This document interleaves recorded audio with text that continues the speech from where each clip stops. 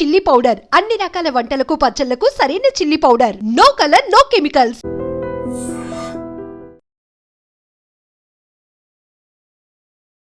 Welcome to I dream. నా పేరు లుంబిని. స్వామియే శరణమయ్యప్ప. అయ్యప్ప భక్తులు అయ్యప్ప మాల ధరించినప్పుడు ఎలాంటి పద్ధతులు పాటించాలి, ఎలాంటి నియమాలతో ఉండాలి, ఈరోజు మనం మాట్లాడదాం. మనతో పాటు ఉన్నారు డాక్టర్ బ్రహ్మశ్రీ భార్గవ శర్మ గారు. ఆయనతో మాట్లాడదాం. గురుగారు నమస్కారం, ఎలా ఉన్నారు? నమస్కారం అమ్మా, ఐఎమ్ గుడ్. మీరందరూ ఎలా ఉన్నారు? చాలా బాగున్నాము. మీరు చక్కగా మాల వేసుకొని కనిపిస్తున్నారు. ముఖ్యంగా ఇలా అయ్యప్ప మాల వేసుకున్నప్పుడు చాలా డౌట్లు ఉంటాయి మైండ్లో. సో దాని గురించి వాళ్ళు మిమ్మల్ని అడుగుదామని అనుకుంటున్నాను. అంటే నాకు డౌట్ వచ్చిందమ్మా. చెప్పండి. అయ్యప్ప మాల వేసుకున్నప్పుడే డౌట్లు ఉంటాయా, ఆ డౌట్లు ఎప్పుడు ఉంటాయా అనేది డౌట్. చూసినప్పుడల్లా చాలా డౌట్లు వస్తూ ఉంటాయి. అంటే ఎంత నిష్టగా ఎలా ఉండగలుగుతారు వీళ్ళు అని చెప్పేసి. అయితే ముందుగా ఎవరైనా సరే పాటించాల్సిన నియమాలు ఏంటి? మాల వేసుకునే వాళ్ళు పాటించవలసిన నియమాలు, ప్రతి ఒక్కళ్ళు పాటించవలసిన నియమాలు. నలుపు వస్త్రాలు ధారణ చేయడం మొట్టమొదటి నియమం. దానికన్నా ముఖ్యమైనది కఠినమైనటువంటి బ్రహ్మచర్య దీక్ష. మండలకాలం. మళ్ళీ మండలకాలం అనేటప్పటికి అక్కడ మళ్ళీ 2 కాంట్రవర్షన్స్ ఉంటాయి. ఆ కాంట్రవర్షన్స్ గురించి మనం తర్వాత మాట్లాడదాం. మండలము అని అంటే సామాన్యంగా అందరూ 41 రోజులు అనుకుంటూ ఉంటారు. ఆ 41 రోజులనే మనము కొలతగా లెక్కలోకి తీసుకున్న ఆ మండలకాలము కఠినమైనటువంటి బ్రహ్మచర్య దీక్ష. అంటే మనస వాచ కర్మణ, ఆలోచనల ప్రకారము కానీ మాటల ప్రకారము కానీ చేసే పనులలో కానీ ఈ బ్రహ్మచర్య దీక్షకి ఎటువంటి విఘాతము కలగకుండా చూసుకోవాలి. ఒంటి పూట భోజనం, ఒకటే పూట భోజనం. భోజనము అంటే ఏంటి? అన్నం తినటమా, ఏదన్నా భుజించటమా? భుజించేదాన్ని భోజనము అంటారు, అన్నం కాదు. అంటే అన్ని రకాల పదార్థాలు వేసుకొని అన్నం తింటే అది భోజనం, సంపూర్ణ భోజనం కిందికే వస్తుంది. కానీ ఏది భుజించినా భోజనమే. కాబట్టి ఒకటే పూట భుజించాలి. ఇంకేవో అనారోగ్యాలు ఉన్నాయనో ఇంకోటనో ఒకటే పూట తింటున్నాం కదా అని పొద్దున్నే టిఫిన్ చేయటం, మళ్ళీ సాయంత్రం టిఫిన్ చేయటం, ఇవన్నీ కూడా ప్రస్తుతం నడుస్తూ ఉన్నాయి, అందరూ వ్యవహరిస్తూ ఉన్నారు. కానీ అది పద్ధతి కాదు. ఒకటే పూట భోజనము, 2 పూటల చన్నీటి స్నానము. మనము ఆదిశంకరాచార్యుల వారు చెప్పినటువంటి పద్ధతి ఏదైతే ఉందో దాన్ని పాటించాలి. అనునిత్యము కూడా, కేవలం మాల వేసుకున్నప్పుడే కాదు, అనునిత్యము కూడా. ఆ పద్ధతి ఏంటి అని అంటే, ప్రతి మనిషి మనస్సులోనూ కూడా పరమాత్ముడు ఉంటాడు. ఆ ఆత్మలో, జీవాత్మలో పరమాత్ముడు ఉంటాడు. ఆ పరమాత్ముడిని దర్శనం చేసుకోవాలి. అందుకనే ప్రతి వ్యక్తిని కూడా స్వామి శరణం అని అనుకుంటూ ఆ వ్యక్తిలో ఆ అయ్యప్పని చూస్తూ ఉండాలి. కానీ ఆ వ్యక్తిని కాదు, ఆ వ్యక్తిలో ఉన్నటువంటి శక్తిని చూస్తూ ఉండాలి. ప్రతి స్త్రీని కూడా తల్లితో సమానంగా భావించి మాత అని పిలవాలి. ఇలా మన వైదిక పద్ధతులు ఏవైతే ఉంటాయో అనంటే, మన సనాతనమైనటువంటి పద్ధతులు, స్నానం చేయటము, పూజ చేసుకోవటము, తెల్లవారుజామునే నిద్ర లేవటము, సాయంత్రం కూడా అస్తసంధ్య వేళ పడుకోకపోవటము, ఇంకొకళ్ళకి పెట్టి వాళ్ళ కడుపు నిండా తిన్న తర్వాత మనము తినటము, మళ్ళీనేమో శుచిగా శుభ్రంగా ఉండటము, ప్రతి ఒక్క స్త్రీని, ప్రతి ఒక్క వ్యక్తిని కూడా పరమాత్ముడితో సమానంగా భావించటము, 2 పూటలా కూడా పూజ చేసుకోవటము, కటిక నేల మీద నిద్రపోవటము, చలికి వేడికి అన్నింటికీ కూడా తట్టుకునేటట్టుగా మన శరీరాన్ని మార్చుకోవటము, చెప్పులు వేసుకోకుండా నడవటం మూలంగా ఆరోగ్యాన్ని పెంపొందించుకోవటము. చెప్పులు వేసుకోకుండా నడవటం మూలంగా ఆరోగ్యం ఎలా పెరుగుతుంది అంటే, ఇప్పుడు కాస్త బొడిపెలు, ముళ్ళ లాంటి ఏవో మ్యాట్స్ వేసుకొని దాని మీద నడుస్తూ ఉంటారు, ఆక్యుప్రెషర్ ట్రీట్మెంట్ అని. అది మా ఒట్టి నేల మీద నడిచినా అలాగే ఉంటుంది కదమ్మా. అలాంటి ఆక్యుప్రెషర్, దాన్ని ఆక్యుపంచర్ అని కూడా అంటారు, ఆక్యుప్రెషర్ ట్రీట్మెంట్ని ఇంప్లిమెంట్ చేసుకుంటూ ఒక కుటుంబము, మన ప్రధానమంత్రి గారు చెప్పినట్టుగా ప్రపంచం అంతా ఒకే కుటుంబం అన్నట్టుగా మనం అందరము కూడా ఒక కుటుంబ సభ్యులము. ఒకళ్ళకొకళ్ళు మనం ఆధారంగా నిలబడాలి. ఒకళ్ళ కడుపు నిండిన తర్వాతే మనం కడుపు నింపుకోవాలి. వాళ్ళకి సేవ చేయాలి. పరమాత్ముడి యొక్క భక్తిని పెంచాలి. ఈ పద్ధతులన్నీ ఏవైతే మన సనాతనములో ఉన్నాయో అవన్నీ కూడా ప్రతి హిందువు ప్రతిరోజు ఆచరించవలసిందే. అవన్నీ ఆచరిస్తూ ఉంటే కఠినమైనటువంటి పద్ధతులు కాదమ్మా ఇవి. కష్టపడి చేసేటువంటి పద్ధతిగా ఉండదు అయ్యప్ప దీక్ష. చాలా ఇష్టపడి చేసేటువంటి పద్ధతిగా ఉంటుంది. మంచి ఫలితాన్ని ఇస్తుంది. ఇవన్నీ మన పూర్వీకులు అనునిత్యం అంటే 365 డేస్ ప్రతి సంవత్సరము వారానికి 7 రోజులు, రోజుకి 24 గంటలు ఆచరిస్తూ ఉన్నటువంటి వాళ్ళే ఒకానొకప్పుడు. ఇప్పుడు దాన్ని కనీసం మండల కాలమైనా ఆచరించాలి అనేటువంటిది విధానంగా ఏర్పాటు చేసుకొని, ఆ సనాతన ధర్మం అనేటువంటిది మాయమైపోకుండా పరిరక్షణ ఏదైతే జరుగుతుందో, అందులో ప్రధానమైన భూమికని ఈ యొక్క అయ్యప్ప దీక్ష, అయ్యప్ప మాల అనేటువంటి ఈ వ్యవహారము, ఈ యొక్క పద్ధతిని పాటిస్తున్నటువంటి వాళ్ళు ఎంతమందైతే భక్తులున్నారో, వాళ్ళందరూ సనాతన ధర్మాన్ని నిలబెట్టేటువంటి విధానంలో ప్రధానమైనటువంటి భూమికని పోషిస్తున్నారు అనడంలో ఎటువంటి సందేహము కూడా లేదు. అలాగే గురుగారు. అలాగే చన్నీటి స్నానం గురించి అన్నారు కదా! అవునమ్మా. ముఖ్యంగా రోజు స్టార్ట్ అయ్యేదే ఆ చన్నీటి స్నానంతో స్టార్ట్ అవుతుంది. కానీ ఏజ్డ్ వాళ్ళు చేయలేరు, ఇబ్బంది పడుతూ ఉంటారు కదా! అలాంటి వాళ్ళకి ఏదైనా ఎగ్జెంప్షన్ ఉంటుందంటారా? అనారోగ్యంతో వయస్సు పైబడినటువంటి వాళ్ళు, ఆహ్, అంటే 50, 60 పైన వయస్సు పడినట్టు అలా ఉన్నటువంటి వాళ్ళు, వాళ్ళకి ఎక్సెప్షన్స్ ఉంటాయి. చన్నీటి స్నానం అనేది బ్రహ్మచర్యాన్ని నిలబెట్టడం కోసమే గానీ వేరే తీరుగా కాదు. హ్మ్. కాబట్టి 60 ఏళ్ల వయసు పైబడినటువంటి ఆడవాళ్ళు, వృద్ధులు వాళ్ళు 365 రోజులు దాదాపుగా బ్రహ్మచర్యాన్ని పాటిస్తూనే ఉంటారు. వాళ్ళకి తెలుసో తెలియకో. కాబట్టి వాళ్ళకి ఎగ్జెప్షన్స్ తీసుకోవచ్చమ్మా మనం. ఓకే. అందులో తప్పేమీ లేదు. అయితే ఈ వ్రత దీక్షలో అన్నిటికన్నా చాలా కష్టమైన నియమం అంటే ఏం చెప్తారు మీరు? బ్రహ్మచర్యం అమ్మా. ఎందుకనంటే 41 రోజులు కఠినంగా మాటలతో కానీ, ఆలోచనలతో కానీ, మనసుకి అది కళ్ళాలు లేని గుర్రం లాంటిది. అలాంటి ఆ గుర్రానికి కళ్ళెం వేసి ఆపాలి. ఆలోచనల్ని కూడా కంట్రోల్ చేయాలి. మాటల్ని మాత్రమే కాదు. కాబట్టి 41 రోజుల్లో 4 సెకండ్ల పాటు అయినా సరే ఈ మనిషి తనలో ఉన్నటువంటి ఒక మర్కట పద్ధతి ఏదైతే ఉంటుందో, అంటే కోతి అరిలాగా ఆలోచనలు, నిలకడలేని ఆలోచనలు ఉంటాయి గదా! ఆ ఆలోచనలకి లోబడ్డాడు అనంటే బ్రహ్మచర్య దీక్ష నాశనం అయిపోయినట్టే. కాబట్టి ఇందులో అత్యంత కఠినమైనటువంటిది, ప్రధానమైనటువంటిది బ్రహ్మచర్యమే. ఈ నల్ల బట్టలు వేసుకోవటం, ఒంటిపూట భోజనం చేయటం, నేల మీద పడుకోవటం, గడ్డం గీసుకోకపోవటం, తలకి క్షురకర్మ అంటారు, ఇది చేసుకోకపోవటం, ఇదేంటి మసాలా ద్రవ్యాలు వాడకపోవటము, తినేటువంటి భోజనములో ఉల్లిపాయలు తినకపోవటము, ఇవన్నీ కూడా కేవలం బ్రహ్మచర్యాన్ని నిలబెట్టుకోవటం కోసము, ఆలోచనల్ని కూడా దూరం చేయటం కోసము మాత్రమే ఈ పద్ధతులన్నింటినీ కూడా ఆచరించొస్తూ ఉంటాం అన్నమాట. ఓకే. అలాగే మీరు వ్రత దీక్షలో ఉన్నారు. ఇప్పుడు కుటుంబం కానీ, సమాజం కానీ వాళ్ళ ప్రవర్తన కూడా తనకు తగ్గట్టుగా ఉంటేనే మీరు కూడా ప్రశాంతంగా ఉండగలుగుతారు. ఆ పద్ధతులన్నీ పాటించగలుగుతారు గదా! అయితే కుటుంబం గానీ, సమాజం గానీ ఎలా ప్రవర్తించాలంటారు ఈ టైంలో? కుటుంబము, సమాజము ఎప్పుడైనా ఒకే తీరుగా ప్రవర్తించాలమ్మా.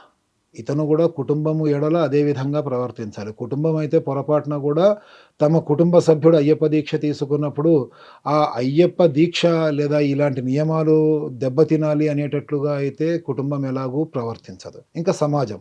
సమాజంలో నానా రకాలైనటువంటి వాళ్ళుంటారు. మన మతాన్ని గౌరవించేవాళ్ళు గానీ, ఈ యొక్క పద్ధతుల్ని విమర్శించేవాళ్ళు గానీ, ఇందులో ఏముందని జెప్పేసి ఆటంకపరచడానికి ప్రయత్నించేటువంటి వాళ్ళు గానీ ఎంతోమంది ఉంటారు. వాళ్ళందరూ కూడా ఇతనికి, అంటే ఈ దీక్ష పాటిస్తున్నటువంటి వ్యక్తికి తగ్గట్టుగానే ఉండాలి అంటే కష్టం. అందరూ కూడా ఇతనికి అనుకూలంగా ఎందుకుంటారు? కాబట్టి ఇతను ఆ పరిస్థితులకు అనుకూలంగా ఇతను తనని తాను మార్చుకొని ఏ విషయాలకి దూరంగా ఉండాలి, ఏ విషయాలని పట్టించుకోవాలి, ఏ విషయాలలో తాను ముఖ్యంగా దూరిపోయి ప్రవర్తించాలి, ఇవన్నీ కూడా ఆలోచించుకోవాలి.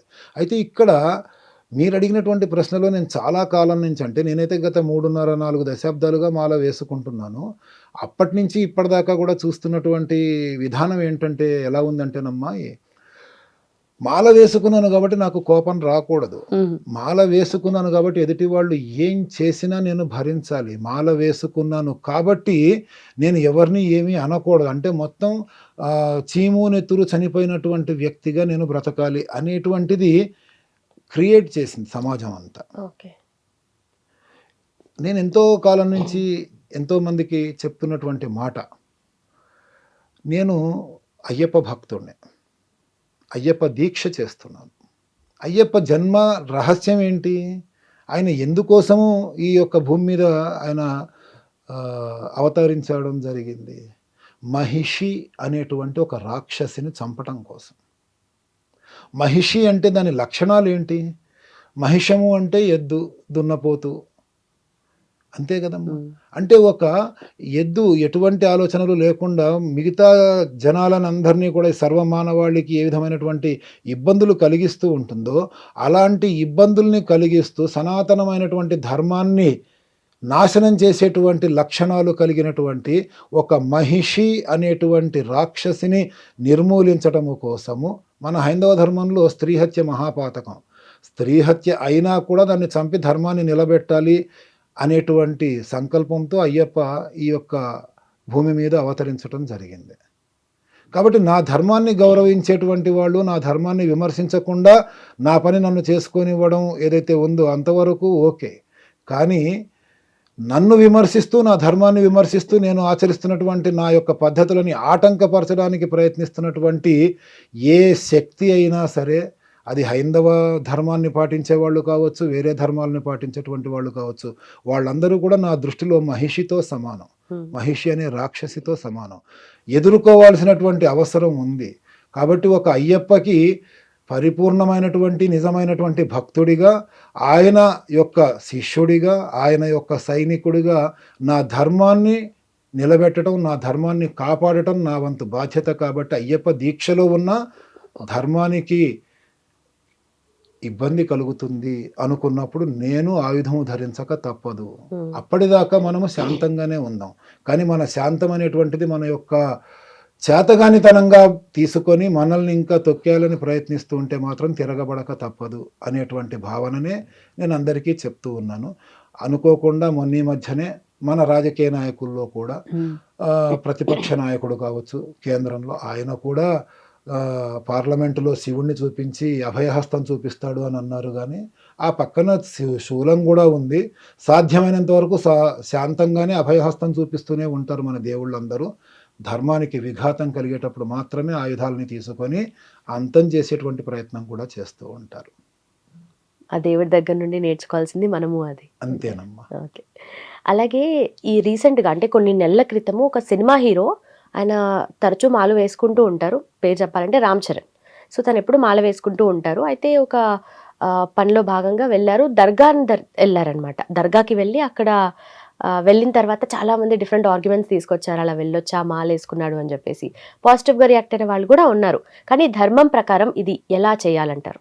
చాలా విశేషమైనటువంటి ప్రశ్న, చాలా కాంట్రావర్షన్స్తో కూడుకున్నటువంటి ప్రశ్న అడిగారమ్మా మీరు.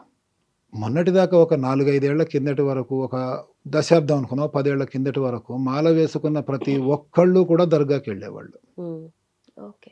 వాళ్ళు మొదటిసారి మాల వేసుకున్న వాళ్ళు కావచ్చు, 20 సార్లు వేసుకున్న వాళ్ళు కావచ్చు, 30 సార్లు వేసుకున్న వాళ్ళు కావచ్చు, ఒక దర్గాకి వెళ్ళి అక్కడ కొబ్బరికాయలు దొర్లించి అక్కడ పూజ చేసి అక్కడి నుంచి బయలుదేరి శబరిమలకి వెళ్ళేవారు. ఆ దర్గా ఎరుమేలి అనేటువంటి ప్రాంతంలో ఉండేది. అక్కడి నుంచే స్వామివారికి నడక దారి మొదలవుతుంది. వావర్ అనేటువంటి దర్గా. ఆ దర్గాకి వెళ్ళేవాళ్ళు, తెలియక వెళ్ళేవాళ్ళు. తెలియక చేసింది తప్పు కాదు. ఆయన వెళ్ళారు అనడానికి, ఎందుకు వెళ్ళారు, అది వెళ్ళడం తప్ప ఒప్ప అనే దాని గురించి మరో నిమిషంలో మాట్లాడుకుందాం. కానీ ఈ లోపల ఎరిమేలి అనేటువంటి ప్రాంతంలో ఉన్నటువంటి దర్గాకి వెళ్ళిన వాళ్ళందరూ తప్పు చేసినట్టేనా? తెలియక వెళ్ళిన వాళ్ళు తెలిసి వెడుతున్నారు అని అంటే అది తప్పు. తెలియక చేస్తే పొరపాటు, పొరపాటుకి క్షమ ఉంటుంది కానీ తప్పుకి క్షమ ఉండదమ్మా. ఇప్పుడు చాలామంది మారారు. ఆ ఎరుమేలి అనేటువంటి ప్రాంతానికి వెడుతున్నారు, అక్కడ కిరాత శాస్త్రాన్ని ధర్మశాస్త్రాకి దండం పెట్టుకొని వెడుతున్నారు కానీ దర్గాకి వెళ్ళట్లేదు.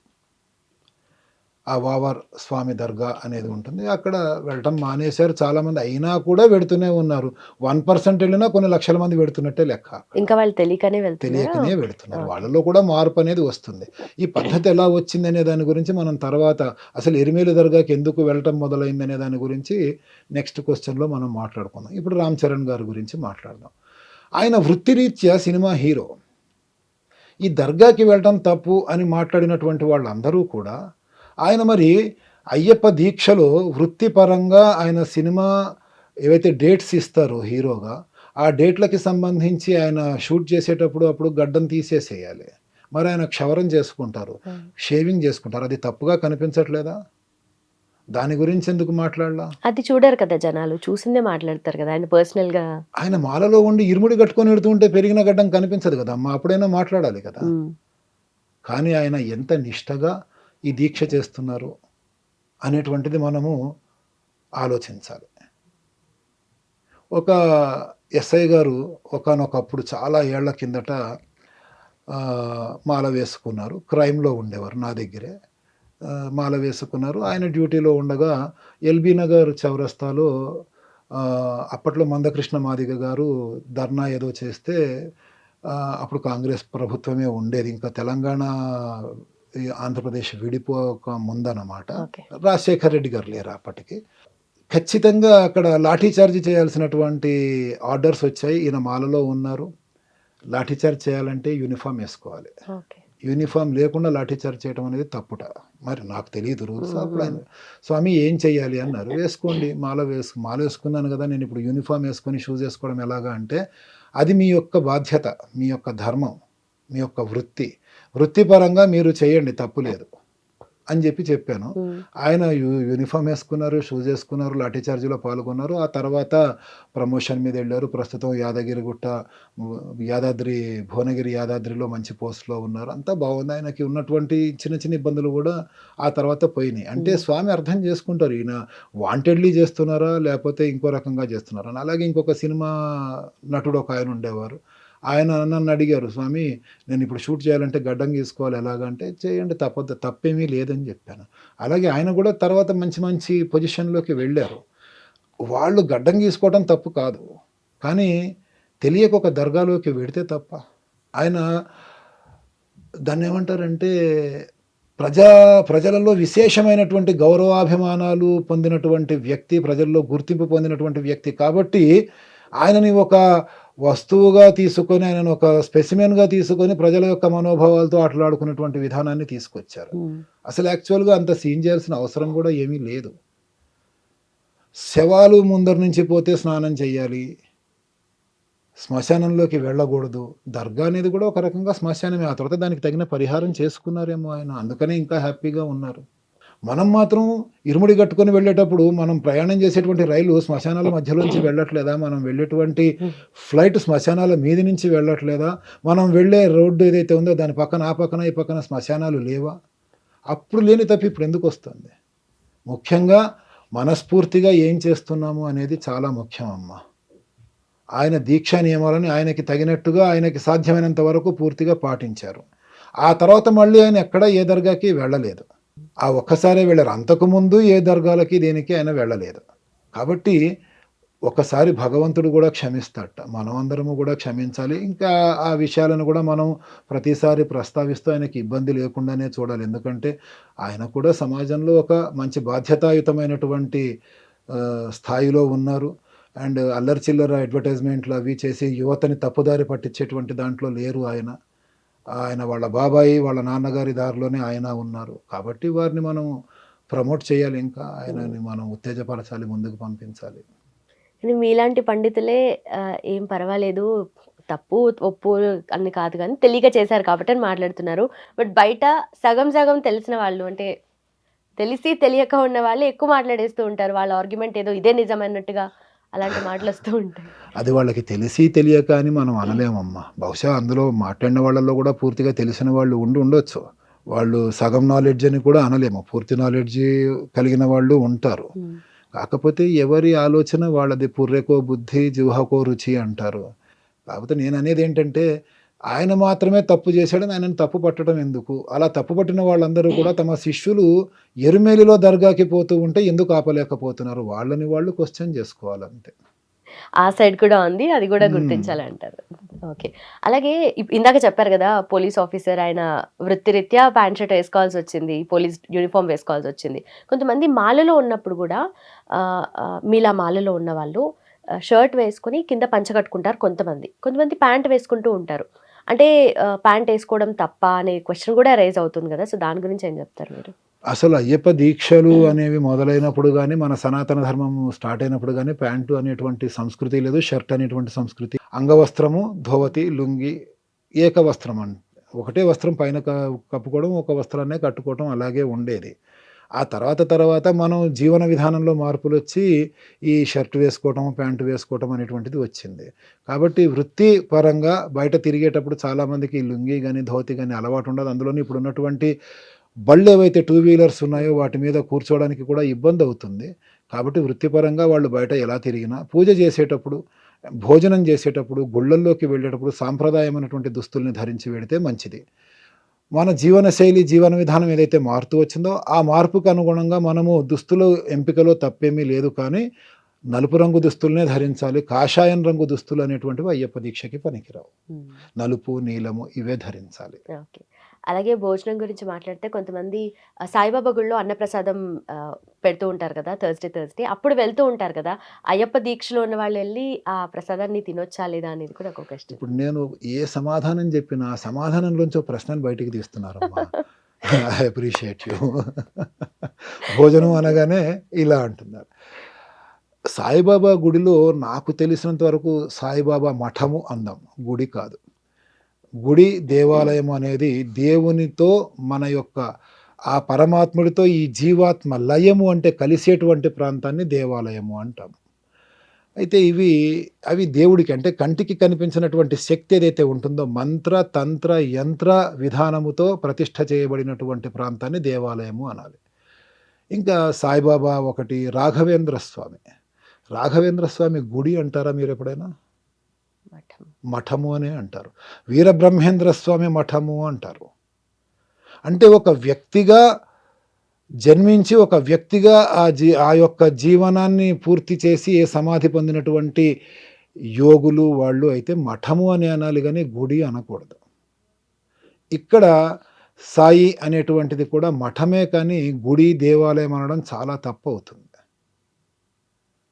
కాబట్టి ఇక్కడ సాయినాథ, నాథుడు అని అంటే ఆయన కాపాడేవాడు అని అనుకుంటారు. కాబట్టి ఆయన గురించి మాట్లాడితే రోజుకి 5 సార్లు హారతులు అవుతాయి సాయిబాబా గుళ్ళో, మఠములో.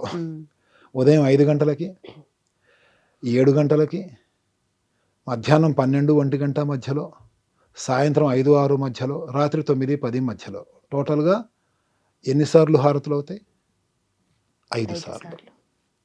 మన దేవాలయాలు కానీ మన దేవుళ్ళకి కానీ ఎవరికైనా ఇన్నిసార్లు హారతులు ఇవ్వాలి, ఈ సమయాల్లో ఇవ్వాలనేటువంటి నియమం ఏదన్నా ఉందా? ఇప్పటి వరకు ఏ దేవుడికైనా మీరు విన్నారా ఈ సమయానికే ఇవ్వాలి హారతి అని? తిరుమల తిరుపతి దేవస్థానంలో అలాంటి నియమం ఏదైనా ఉందా ఈ సమయానికి ప్రతిరోజు హారతులు ఇవ్వాలి అని? ప్రార్థన, హారతి అంటే ప్రార్థన ఇవ్వాలి, ఏం లేదు కదా. కేవలం ఒక మతంలో ఉంది 5 సార్లు ప్రార్థన చేసేటువంటిదే. ప్రార్థన అంటే మళ్ళీ జనాలందరూ తిరగబడతారేమోనని హారతి అని పేరు మార్చారు.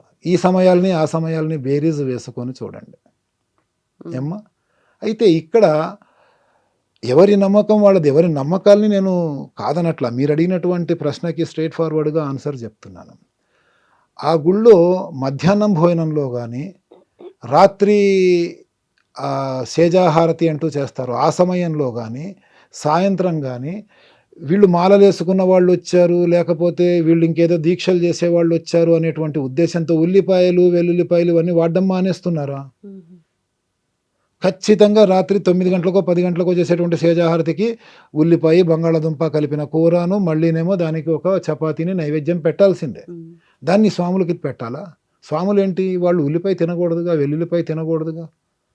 అంటే ఆయనకి ఆ దర్గా అనుకోండి, లేకపోతే మఠం అనుకోండి, సమాధి అనుకోండి, అక్కడ ఆయనకి నైవేద్యం పెట్టినది ఏదైనా తినేయొచ్చునా? ఏదైనా తినేయొచ్చు అంటే మరి ఇంకా అక్కడ నాన్ వెజ్, ఎగ్ అవి కూడా నైవేద్యం పెట్టారనుకోండి, తినేస్తారా?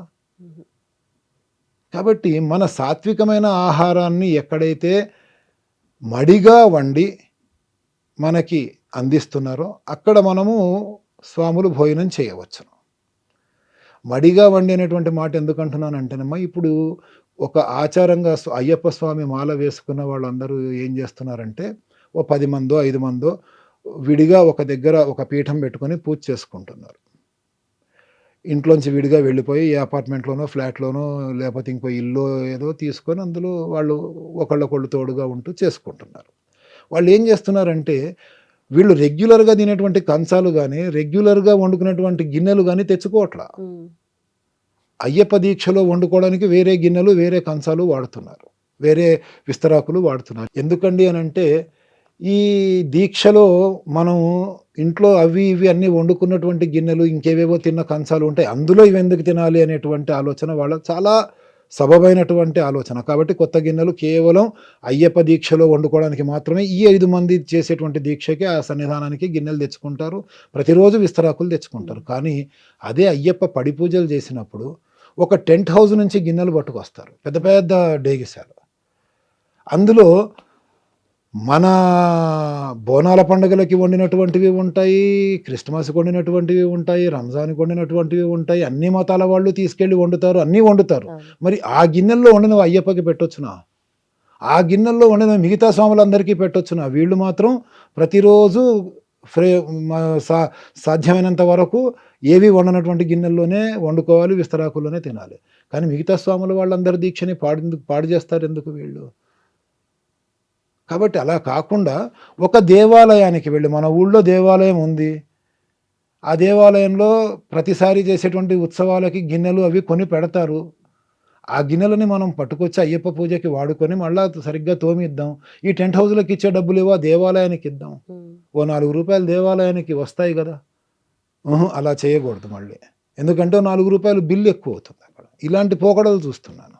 కాబట్టి మడిగా వండించి అటు ఇటు కాకుండా, అంటే ఎక్కడ పడితే అక్కడ కాకుండా మనం తినేటువంటి పదార్థాలని పెడుతున్నారా లేదా అనేది మనం చూసుకొని భోజనం చేయటం మంచిది. 40 రోజుల పాటు మండలకాలము కూడా దీక్షలో మనకి పద్ధతులు ఎందుకు పెట్టారు అని అంటే మనమే వండుకోవాలి అవి అని. వంట నేర్చుకుంటామమ్మా, కనీసం పప్పు కూర వండుకోవడమైనా నేర్చుకుంటాం. ఇంట్లో భార్యా పిల్లలకు అనారోగ్యం చేసినప్పుడు వాళ్ళు లేవలేని పరిస్థితుల్లోనో ఏ హోటల్ నుంచో పట్టుకొచ్చి ఏ స్విగ్గీలోనో ఆర్డర్ పెట్టకుండా ప్రేమగా వండి పెడతాం. ఆ ప్రేమగా వండి పెట్టేటప్పటికి అనారోగ్యంతో పడుకున్నటువంటి భార్య, నా భర్త నా కోసం ప్రేమగా వండి పెట్టాడని సగం రోగం తగ్గిపోతుంది. ఇంట్లో వాతావరణాన్ని అనుకూలంగా మంచిగా మార్చుకోవడం కోసం ఈ పద్ధతులన్నీ ఉన్నాయి.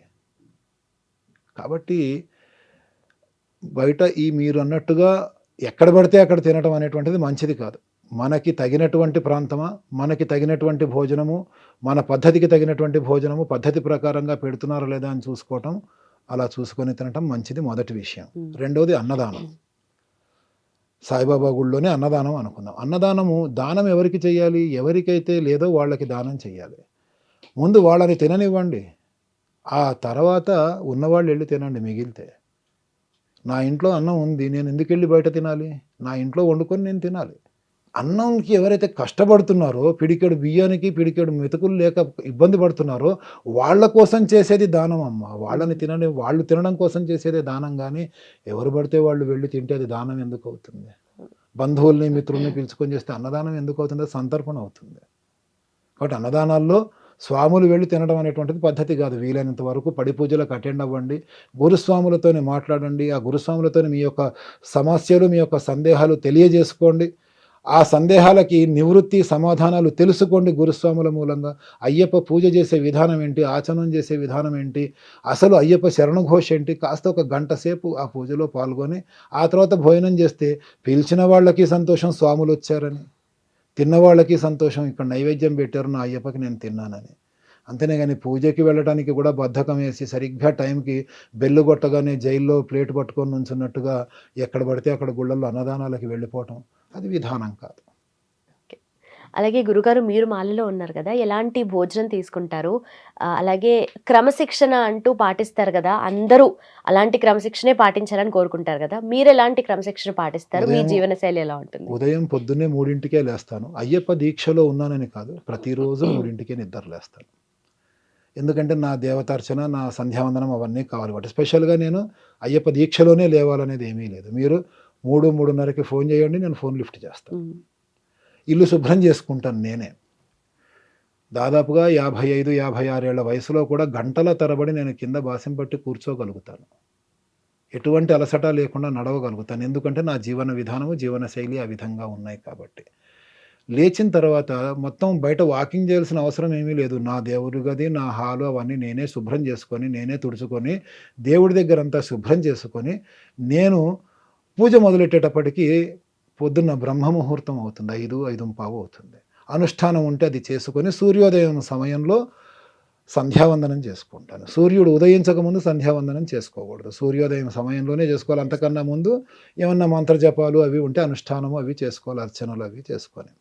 ఆ తర్వాత కొద్దిగా దేవుడికి నైవేద్యం పెట్టినటువంటి పండు ఏదో తింటాను. ఆ తర్వాత నా కోసం వచ్చేటువంటి జనాలతోనే మాట్లాడతాను. ఎందుకంటే నేను ఇదివరకు ఉద్యోగం చేసేవాడిని. ప్రస్తుతం నాదంతా కూడా జ్యోతిష్య భాగం. యాస్ట్రాలజీ. యాస్ట్రాలజీలో డాక్టరేట్ తీసుకున్నాను. వాస్తులో డాక్టరేట్ తీసుకున్నాను. అంటే నేను నా భార్య పిల్లల్ని పోషించాలి కాబట్టి అది నా వృత్తి. నా ఆఫీస్‌లో నేను కూర్చుంటాను. వచ్చేవాళ్ళు వస్తారు. మధ్యాహ్నం 12 గంటలకి వెడతాను. నా భార్య వంట చేస్తుంది. ఆ వంట నైవేద్యం పెడతాను. 1 గంటకి భోజనం చేస్తాను. నేను కేవలం మా ఇంట్లోనే కాదు, నాతోనే పడి పూజలు చేయించిన వాళ్ళు ఎవ్వరైనా సరే, సరిగ్గా 1 గంటకి నేను నైవేద్యం పెట్టి వచ్చిన స్వాములందరికీ భోజనం పెట్టిస్తాను తప్ప 4 గంటల దాకా, 3 గంటల దాకా నేను చేయించను. సమయం అది. భోజనం చేసే సమయం అది. ఆ సమయానికి అందరికీ భోజనం పెట్టించేస్తాను. భోజనం అయిన తర్వాత కాసేపు మళ్ళీ ఏదన్నా పుస్తకం ఏదో చదువుకుంటాను. మళ్ళా సాయంత్రం 4కి జాతకాలు రాసుకునేది ఏదన్నా ఉంటే అవన్నీ రాసేసుకొని 4, 4:30కి లేచి కాసేపు అటు ఇటు తిరిగి, మా ఇంట్లో 2 జీవాలు ఉన్నాయి, భైరవ, భైరవి. వాటిని కాసేపు అటు ఇటు తిప్పి మళ్ళీ ఇంట్లోకి వచ్చి ఊడ్చుకొని స్నానం చేసి సంధ్యావందనం చేసుకొని అయ్యప్ప పూజ చేసుకుంటాను. నా కోసం వచ్చే స్వాములతో తర్వాత మాట్లాడతాను. ఆ తర్వాత మళ్ళీ హ్యాపీగా 9 అయ్యేటప్పటికి అల్పాహారం చేసి నిద్రపోతాను. నేల మీదే నిద్రపోతాను. 365 రోజులు కూడా దాదాపుగా నా పద్ధతి ఇంతే. ఇదమ్మా నా జీవన విధానం. ఓకే. అలాగే ఎవరైనా సరే జపించాల్సిన మంత్రాలేంటి ఈ సమయంలో? స్వామియే శరణం అయ్యప్ప అనేటువంటిదే పరమ పవిత్రమైనటువంటి మహామంత్రము. శరణుఘోష మాత్రమే మహామంత్రము. ఏ ఉపదేశాలు లేకుండా చేసుకోగలిగినటువంటి మంత్రాలు, జపం చేసుకోగలిగినటువంటి మంత్రాలు శివ పంచాక్షరి, నారాయణ అష్టాక్షరి, స్వామియే శరణం అయ్యప్ప అనుకోవటము, శ్రీమాత్రే నమః అంటూ అమ్మవారిని తలుచుకోవటము, ఇవన్నీ నామాలు అనుకుంటున్నారా? ఇవన్నీ మహామంత్రాలు. శివుని యొక్క పంచాక్షరి నమ శివాయ అనేటువంటి ఈ 5 అక్షరాలు కూడా 5 మహాపాశుపత అస్త్రాల్లాగా పనిచేస్తాయి. నారాయణాయ నమః, నమో నారాయణాయ నమః అనేటువంటి 8 అక్షరాల మంత్రము కూడా అద్భుతమైనటువంటిది. మిగతా మంత్రాలు ఏవైతే ఉంటాయో అవి గురువు గారు మనకి ఉపదేశిస్తేనే మనం చేయాలి. ఇవి ఉపదేశం లేకుండా చేయాలి. మన దేవుణ్ణి మనం తలుచుకోవటంలో తప్పులేదు. అదే మహామంత్రం. ఓంకారం అనేటువంటి ప్రణవ స్వరూపాన్ని మించినటువంటి నాదం ఇంకోటి ఏదన్నా ఉందా? మొత్తం 5 కుండలినులు ఏవైతే ఉంటాయో వాటిని ఉత్తేజపరిచేటువంటి ఓంకారం. నాసా వాళ్ళు కూడా అంతరిక్షంలో ఓంకారం వినిపిస్తుందని చెప్పేసి మనకి కన్ఫర్మ్ చేశారు. అలాంటి ఓం అనేటువంటిది శ్వాసని నియంత్రిస్తూ చేసేటువంటి ఆ మంత్రాన్ని మించిన మంత్రం ఇంకోటి ఏది ఉంది? అన్నీ వదిలేసి ఏదో దూరపు కొండలు నునుపు అంటే ఎక్కడికో పరిగెడుతూ ఉంటాం, కానీ ఇవి చేసుకుంటూ ఉంటే సరిపోతుంది. అలాగే గురువుగారు, శబరిమల మనకు పర్వత యాత్ర చేసే టైంలో చాలా కష్టంగా అనిపిస్తూ ఉండొచ్చు. అలాగే ఆధ్యాత్మికంగా దీనికి ఉన్న అర్థం గురించి ఒకసారి తెలియజేస్తారా? ఆధ్యాత్మికంగానూ ఉంది, శాస్త్రీయ పరంగానూ ఉంది. ఆధ్యాత్మికంగా అనేటప్పటికీ అయ్యప్ప స్వామి నడయాడినటువంటి ప్రాంతం అది. ఆ హరిహర తనయుడైనటువంటి అయ్యప్ప స్వామి ఇటు ఎరుమేలు నుంచి అటు శబరిమల వరకు తాను విద్యాభ్యాసం చేయటం కానీ, తన స్నేహితులతో అక్కడ ఉన్నటువంటి దుర్మార్గులని శిక్షించటం కానీ, ఆ అడవులలోకి వెళ్ళి పులిపాలు తీసుకురమ్మంటే పులుల మందనే తీసుకొచ్చినటువంటి ఘనత అయ్యప్ప స్వామిది. ఆయన తిరిగిన ప్రాంతము. అంతేకాకుండా కేరళ అనేటువంటిది ఆయుర్వేద వైద్యానికి చాలా పెట్టినటువంటి పేరు. కేరళ ఆయుర్వేద శాస్త్రం అనేటువంటిది చాలా పెట్టినటువంటి పేరు. ఆయుర్వేద వన మూలికలన్నీ కూడా దట్టమైన అడవుల్లో ఉంటాయి. ఆ అడవుల గుండా వెడుతూ ఉంటే ఆ ఆయుర్వేద మూలికల మీద నుంచి వస్తున్నటువంటి గాలి మనల్ని ఎంతో తెలియని రోగాలన్నింటినీ కూడా పోగొడుతుంది. ఆ ఆయుర్వేద మూలికలని కలుపుకుంటూ వాటి పాదాల దగ్గర నుంచి ప్రవహిస్తూ వస్తున్నటువంటి పంపా నది, అందులో స్నానం చేసేటప్పటికి అనేక రకాలైనటువంటి రుగ్మతలు మనకి దూరం అవుతాయి. శబరిమల అనేటప్పటికి 5 కొండలు. చాలామందికి 5 కొండల పేర్లు కూడా తెలియవు. ఎరుమల, కరిమల, మళ్ళీనేమో నీలిమల, శబరిమల. ఎన్నైనాయి? 4 అయినాయి. ఇక్కడే ఆగిపోతారు. 5వ కొండ పేరుని పంచగిరుల వాసుడా అని మళ్ళీ ఆయనని పిలుస్తాం, కానీ 5వది కాంతమల. మనం కాంతిమల దాకా వెళ్ళట్లేదు. కాంతిమలలో అజ్ఞానుల కంటపడని విధంగా స్వామి వేంచేసి ఉన్నారు. అందుకే ఆయనని గురు అంటారు. గురు అంటే ఏంటి? అజ్ఞానం అనే చీకట్లోంచి జ్ఞానం అనే వెలుతురులోకి తీసుకెళ్ళగలిగేటువంటి శక్తి కలిగినటువంటి వ్యక్తిని గురు అంటారు. గుకారస్త్వంధకారస్య రుకారోతన్ నిరోధక. మన మనసులో ఉన్నటువంటి అంధకారాన్ని తొలగించి వెలుతురుతో నింపేటువంటి శక్తిని గురువు అంటారు. అందుకే ఆ అయ్యప్పని మనం అందరం కూడా గురువన్ గురువే అనేటువంటి పేరుతో పిలుస్తూ ఉంటాం. ఆ స్వామి దర్శనం చేసుకుంటే ఈ 18 సంవత్సరాలలోనూ 18 సార్లు యాత్ర చేసి 18 మెట్లని ఎక్కుతూ ఉంటే ఒక్కొక్క సంవత్సరం ఒక్కొక్క దుర్గుణాన్ని వదులుకుంటూ కామ, క్రోధ, లోభ, మోహ, మద, మాత్సర్యాలు అనేటువంటి అరిషడ్ వర్గాలకి 6 సంవత్సరాలు. ఈ విధంగా మొత్తం ప్రతి మనిషి శరీరములోనూ ప్రతి మనిషి ఆలోచనల్లోనూ 18 రకాల దుర్గుణాలు ఉంటాయమ్మ. ఆ దుర్గుణాలు కలిగాయంటే వాడు పశువుతో సమానం. వీడు మనిషా పశువా అంటూ ఉంటాం మనం. పశు ప్రవృత్తితో ఉంటాడు. అలాంటి పశువు అనగానే మనకి గుర్తొచ్చేది ఏంటి? పశువు అని దేన్ని అంటారు? దున్నపోతుని, ఎద్దుని అంటారు. ఎద్దులాగా పెరిగావు, దున్నపోతులాగా పెరిగావు అంటారు చూసారా? ఆ లక్షణాలన్నీ కూడా సంవత్సరానికి ఒకటి చొప్పున వదులుకుంటూ ఆ అడవుల్లో ప్రయాణం చేసి ఆ 18 మెట్లని ఎక్కుతూ ఉంటే 18వ సంవత్సరానికి 18 దుర్గుణాలని అంటే పశు ప్రవృత్తిని మనం వదిలేస్తే మనిషి అనేవాడు ఆ యొక్క పశు ప్రవృత్తిని వదిలేసి సాక్షాత్తు తాను అయ్యప్పగా మారుతాడు.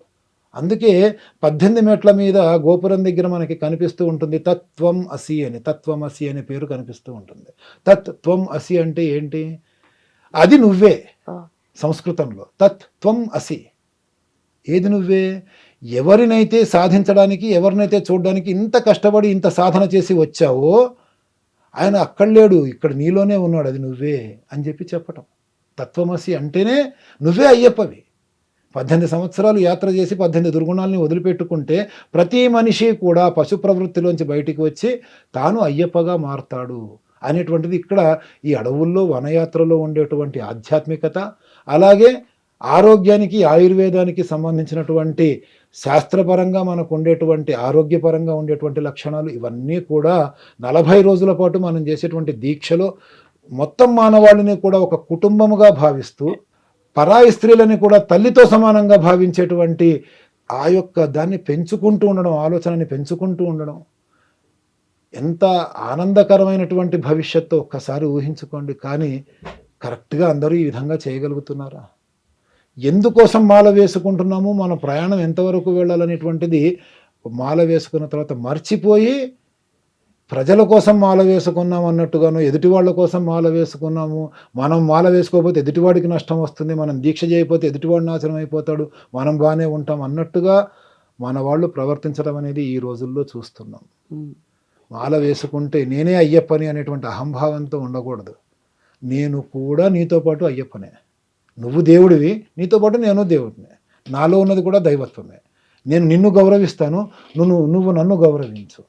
నీకు నేను సేవ చేస్తాను, నువ్వు నాకు సేవ చేసుకుంటూ నువ్వు కూడా మాల వేసుకోకపోయినా భగవంతుడిలాగానే భావించు అనేటువంటి ఒక మంచి పద్ధతిని జనాలలో మనం ప్రచారం చేయాల్సింది పోయి నేనే అయ్యప్పని, నేనున్నాను కాబట్టే వీళ్ళందరూ మాలలు వేసుకున్నారంటే ఒక అహంకారానికి వెళ్ళేటువంటి స్థితికి చేరుకుంటుంది ఈ రోజుల్లో. దీన్ని కూడా మనము ఏమీ అనలేము. ఎందుకనంటే బుద్ధి కర్మానుసారిణి. వాళ్ళ కర్మ ఆ విధంగా నాశనం అవ్వాలి, నాశనం అయ్యే పద్ధతిలోకి వెళ్ళాలి అని అనుకుంటే వాళ్ళ బుద్ధి అలాగే మారుతుంది. రావణాసురుడికి బుద్ధి వక్రించి వాడు చావుకి దగ్గర పడ్డాడు కాబట్టే ఆయన కర్మను అనుసరించి సీతాదేవిని ఎత్తుకెళ్ళటం జరిగింది. కాబట్టి బుద్ధి కర్మ అనుసరణ, మన బుద్ధి మన కర్మను అనుసరించి మారుతూ ఉంటుంది, అంతే. అలాగే మీరన్నట్టుగా కొంతమంది ఎవరో చెప్పారనో లేదంటే వేరే వాళ్ళ కోసం మాల వేసుకుంటూ ఉంటారు. చెడు అలవాట్లు ఉన్న వాళ్ళు దాని నుండి కొంచెం దూరంగా ఉంటారు అన్నట్టుగా కూడా మాల వేస్తూ ఉంటారు వాళ్ళతో కొంతమంది ఇంట్లో వాళ్ళు. వాళ్ళు మళ్ళీ మాలలో ఉన్నప్పుడు సరే చెప్పారనో చేస్తూ ఉంటారు, తర్వాత మళ్ళీ యథావిధిగా అలాగే చేస్తూ ఉంటారు. అలాంటి వాళ్ళ కోసం మీరేం చెప్తారు? దేవుడి పేరుని అడ్డం పెట్టుకొని నా చెడు అలవాట్ల నుంచి బయటికి వెళ్ళాలి అని అనుకోవటం ఒక అజ్ఞానం. అసలు నేను చెడుదారిలోకి వెళ్ళకూడదు అని చెప్పి నిర్ణయించుకుంటే ఏ దేవుడి పేరు ఉపయోగించుకోక్కర్లేదు. మనలో శక్తి మనల్ని ముందుకు నడిపిస్తుంది, ఆత్మశక్తి. కాబట్టి మనం ఏం చేయాలనేది గట్టిగా నిర్ణయించుకున్నాము అని అంటే సరిపోతుంది. అంతేగాని మన దేవుళ్ళ పేర్లని బదనాం చేసే విధంగా మనం ప్రవర్తించకూడదు అనేటువంటిది ప్రతి ఒక్క హిందూ బంధువునికి కూడా నేను, అది అతని స్వార్థం కోసం కావచ్చు, పరమార్థం కోసం కావచ్చు, అయ్యప్ప అనేటువంటిది అయితే ముఖ్యంగా నమ్ముకోమని చెప్పి చెప్తున్నాను. కానీ అయ్యప్ప అనే పేరుని అమ్ముకోమని మాత్రం నేను ఎప్పుడూ సజెషన్స్ చేయను. కాబట్టి మన దేవుళ్ళని, మహాశక్తివంతులైనటువంటి మన దేవుళ్ళని దేవుళ్ళుగా ఉంచండి. ఆ దేవుళ్ళ యొక్క పేరుతో ఆటలాడుకోకండి. హిందువుగా మనం చేయగలిగినటువంటి మొట్టమొదటి పని ఇదే. చాలా సులువైనటువంటి పని కూడా. దేవుడి పేరు అడ్డం పెట్టుకోవాల్సిన అవసరం లేదు. మన దేవుణ్ణి మనం బద్నాం చేయాల్సిన అవసరం లేదు. అలాగే ఈ వ్రత దీక్ష వల్ల యువత నేర్చుకోవాల్సిందేంటి, తెలుసుకోవాల్సిందేంటి ముఖ్యమైన విషయాలు? యువత, సమాజంలో ఉండేటువంటి ప్రతి వ్యక్తి కూడా ఈ వ్రతమే కాదు, ప్రతి వ్రతములో కూడా మన హైందవ ధర్మంలో ఉండేటువంటి పద్ధతి ప్రధానంగా ఉన్నది ఏంటి అని అంటే, మొత్తం ఈ విశ్వమంతా ఒక కుటుంబము. బోనాల పండుగ అయినా సరే, అక్కడి నుంచి మొదలెట్టి దసరా పండుగల వరకు, దీపావళి పండుగల వరకు దేని నుంచి మనం నేర్చుకోవాల్సి వచ్చినా, ఈ నియమాలు నేర్చుకోవాల్సి వచ్చినా, సత్యనారాయణ స్వామి వ్రతం దగ్గర నుంచి ఏ వ్రత నియమాలైనా సరే అందరము కలిసిమెలిసి ఉండవలసిందే. వర్ణాలు అనేది అంటే 4 వర్ణాలు అనేది బ్రతకడానికే కానీ విడదీయడానికి కాదు అనేటువంటి పద్ధతి మన శాస్త్రాల్లో ఉంది. కాబట్టి అందరము కలుపుకొని పోవాలి, కలిసి ఉండాలి. సత్యనారాయణ స్వామి వ్రతాన్ని కూడా చూడమ్మా, ఏమంటారు, ఆఖర్లు బంధుమిత్రులతో పాటు కూడి భోజనము చేసి బ్రాహ్మణులకి యథాశక్తి దక్షిణలు ఇచ్చి పంపించి ఫలితాన్ని పొందండి అంటున్నారు. కానీ బ్రాహ్మణులందరూ భోజనం చేయండి, కోమట్లందరూ భోజనం చేయండి, రాజులందరూ భోజనం చేయండి అని చెప్పి చెప్పట్లేదు కదా. ఆఖరికి గొల్లలు ఇచ్చారు అనేటువంటి ప్రసాదాన్ని కూడా నువ్వు తృణీకరించకుండా తినవలసిందే, రాజు అయినా సరే అనేటువంటిది కూడా ఆ కథలో చెప్తున్నారు. కానీ ఆ కథల్ని సరిగ్గా వినకుండా అందులో ఉండేటువంటి లోపాలని మాత్రమే మనము పట్టించుకుంటూ ఈ దేవుళ్ళ నుంచి మనల్ని దూరం చేయాలని అనుకునే వాళ్ళు ఏది ప్రచారం చేసినా సరే నిజమేనేమో, మన పద్ధతులన్నీ కూడా ఈ వర్ణాలన్నీ కూడా అంటరానితనాన్ని పెంచడానికే ఉన్నాయేమో అనేటువంటి ఒక భావనతో మన మతాలని మనమే తృణీకరించుకుంటున్నాము. అలా కాకుండా నేటి యువతకి, ఇంతకు ముందరి యువత అంటే ప్రస్తుతం ఉన్నటువంటి వెటరన్స్, వృద్ధులు అందరూ కూడా మన కథలలో, మన పురాణాలలో, మన ఇతిహాసాలలో ఉన్నటువంటి డెప్త్ని తెలుసుకోవాలంటే శ్రద్ధగా పంతుళ్ళు చెప్పేది విని దాని గురించి ఆలోచించి, ఇవాళటి తరానికి బాబు మన మతములో కన్నా మిగతా మతాల్లో లేనటువంటిది ఏమిటి మన మతములో అంటే అందరూ కలిసి ఉండడమే, కావాలంటే ఇందులో ఈ విధంగా ఉంటుంది చూడు అని చెప్పి తెలియచేయటం కోసమే. మానవుడైనటువంటి రాముడు దేవుడు ఎప్పుడయ్యాడు? రామాయణంలో మనకి ఒకే చిన్న పద్ధతిలో మనకి తెలియజేసేస్తున్నాడు. మానవుడు అవతారంలో ఉన్నటువంటి రాముడు దేవుడు ఎప్పుడయ్యాడు అని అంటే, గుహుడు అనేటువంటి ఒక బేస్తవాడితో పాటు తిరిగినప్పుడు, శబరి అని ఒక ఆటవికురాలితో పాటు ఆవిడ ఎంగిలి తిన్నప్పుడు దేవుడు అయ్యాడు. ఇది పురాణాల్లో రాశారు. దీన్ని ఎందుకు హైలైట్ చేయరు ఎందుకు జనాలు? అంటరానితనాన్ని పెంచుతున్నాయి, వర్ణాలను పెంచుతున్నాయి అంటూ మన పద్ధతుల నుంచి మనల్ని దూరం చేసేటువంటి ప్రయత్నం చేస్తూ ఉంటే ఒక గొర్రెల మందలాగా అవతలి వాళ్ళు పనినటువంటి ఉచ్చులో మనము ఇరుక్కుపోతూ ఉంటాము. కాబట్టి నేటి యువతకి మంచి దారి చూపించాల్సినటువంటి బాధ్యత అంతకు ముందు తరానికి ఉంటుంది. వాళ్ళు కూడా తెలుసుకొని మన యువతకి తెలియజేసి సరి అయినటువంటి దారిలో వాళ్ళు నడుచుకునేటట్టుగా చేసి, ప్రపంచం అంతా ఒకే కుటుంబము, పక్కింటి వాళ్ళు వేరే నేను వేరే అని కాకుండా నా వాళ్ళందరూ ఒకటి, వీళ్ళందరి కోసము నేనున్నాను, నా కోసం వీళ్ళున్నారు అనేటువంటి ఒక సాంఘికమైనటువంటి భావనని పెంపొందించే విధంగా చేయాలి అనేటువంటిది ఈ నియమాలలో మనకి కనిపిస్తుంది. అలాగే గురుగారు, చివరిగా వ్రతం ముగిసిన తర్వాత కూడా పాటించాల్సిన నియమాలు అలాగే పద్ధతులు కానీ, అండ్ దాని నుండి మనం నేర్చుకున్న తర్వాత జీవనశైలి అలాగే కంటిన్యూ చేయాలి అంటే ఏం చేయాలి? సంవత్సరానికి ఒక చెడు లక్షణాన్ని వదులుకోవాలి అనేటువంటి మాటని చెప్పాను నేను. ఆ వదులుకున్న లక్షణాన్ని మళ్ళీ తగిలించుకోకూడదు. దీక్ష అయిపోయిన వెంటనే దాన్ని పూర్తిగా వదిలేసి నెక్స్ట్ రెండోది ఏ విధంగా వదులుకోవాలి, రెండవ దుర్లక్షణాన్ని ఎలా వదులుకోవాలి అంటూ 18 సంవత్సరాల్లోనూ 18 దుర్లక్షణాలు వదులుకుంటాం కదా, వాటిని అలా వదిలేసేయాలి అంతే. మళ్ళీ వాటిని తగిలించుకోకుండా కోపాన్ని దూరం పెట్టుకొని ప్రతిదానికి ఆలోచిస్తూ, ఆలోచనని 10 మందితోనే పంచుకుంటూ, తాను ఆలోచించి తాను నిర్ణయించుకున్నటువంటి నిర్ణయాలు ఏవైతే మంచి నిర్ణయాలు ఉంటాయో వాటిని ఆచరింపచేస్తూ తాను ఆచరిస్తూ ముందుకెళ్ళాలి. ఇక్కడ గురువు అనేటువంటి మాటకు అర్థం చెప్పుకున్నాం మనం. తొండ ముదిరితే ఊసరవేళ్ళు అయినట్టు గురువు ముదిరితే ఆచార్యుడు అవుతాడు. గురువు అంటే మనకి లెసన్స్ చెప్పేవాడు, ఆచార్యుడు అంటే ప్రాక్టికల్స్ చేయించేవాడు. లెసన్స్ 10th వరకు ఉంటాయి, ఇంటర్ నుంచి ప్రాక్టికల్స్ స్టార్ట్ అవుతాయి. ఇంటర్లో వచ్చేటువంటి ఆ లెక్చరర్ ఎవరైతే ఉంటాడో అతను పాఠం అలా మామూలుగా చెప్తాడు, కానీ తను చేసి ఈ విధంగా చేయాలని తన శిష్యులతోనే ఆచరింపజేస్తాడు, ఎలా చేయాలో నేర్పిస్తాడు. అతన్ని ఆచార్యుడు అంటారు. గురువు చెప్తాడు. ప్రతి ఒక్క గురువు కూడా ఆచార్యుడిగా మారి తన శిష్యులని గురువులుగా మార్చాలి. తర్వాత వాళ్ళు ఆచార్యులుగా అవుతారు. అప్పుడు ప్రపంచం మొత్తము వెలుతురుతో నిండిపోవడానికి ఒక సూర్యుడు అక్కర్లేదు. ప్రతి ఒక్కళ్ళు చిన్న చిన్న దీపాలు అయితే చాలు, ప్రపంచం అంతా వెలుతురుతో నిండిపోతుంది. కాబట్టి మనం సూర్యులు అవ్వడానికి ప్రయత్నం చేయక్కర్లా, చుట్టూ ఉన్న నలుగురికి వెలుతురు చూపించేటువంటి చిన్న దీపాలం అయితే చాలు అని ప్రతి ఒక్కళ్ళు అనుకుంటే ప్రపంచం మొత్తము జ్యోతితో అఖండమైనటువంటి వెలుగుతో నిండిపోయి మన యొక్క ధర్మము, మన యొక్క విధానము తరతరాలుగా ఎలాగైతే ఇప్పటికీ ఉన్నాయో అలాగే ఎప్పటికీ నిలబడతాయి. అందుకు మనము కూడా సమిధలుగా కావాల్సిందే.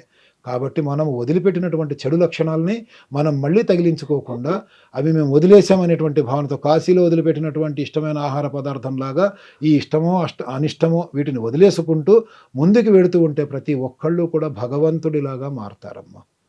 ఇది ఈ యొక్క వ్రత నియమాలలో కానీ మన యొక్క జీవన శైలిలో కానీ మనకి తెలిసేటువంటి చాలా సూక్ష్మంగా ఉండేటువంటి మోక్షం అన్నమాట ఇది. అలాగే గురుగారు, ధన్యవాదాలు మీ సమయానికి, అలాగే మీ సందేశానికి. ధన్యవాదాలమ్మా. శివాయ గురవే నమః. దీన్ని తవ్వండి, తవ్వుతూనే శివలింగం. పరమాత్మకు జీవా సరే దాన్ని అట్లా కప్పేసేయండి, చూపించదండి. Krishna is there. మూర్తి పూజ కాదు, సాక్షాత్ బ్రజేంద్ర నందన భగవాన్ ఉన్నారు మూర్తిలో. ఏమీ ఆశించకుండా ఆరాధించే వాళ్ళు కూడా ఉన్నారా ప్రభుజీ? నిజమైన భక్తి అంటే మనకు తెలియదు కాబట్టి